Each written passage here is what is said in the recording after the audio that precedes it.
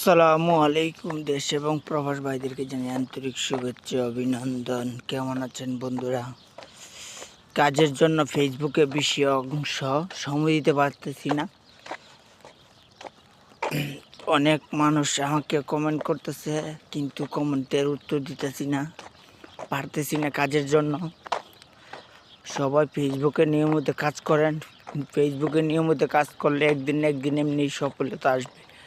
Facebook কার সাথে বেইমানি করে না, মানুষ ফেসবুকের সাথে বেইমানি করে।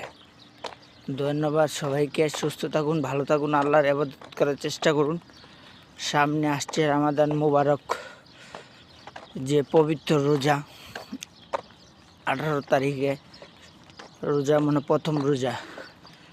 সবার কাছে আবদার, রোজা রাখবেন, 5 ওয়াক্ত নামাজ পড়বেন, কোরআন শরীফ পড়বেন, আল্লাহর ইবাদত করার চেষ্টা করবেন। দেখেন, আল্লাহ বলছেন কুল্লু নাফসিন জাইকাতুল মউত, সকল প্রাণীদের মৃত্যু স্বাদ গ্রহণ করতে হবে।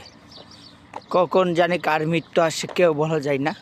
তার জন্যই বলছি, নামাজ পড়ুন, আল্লাহর ইবাদত করুন। সবসময় মরণতা চিন্তা করুন। কখন জানি কার মরণ আসে কেউ বলতে পারে না।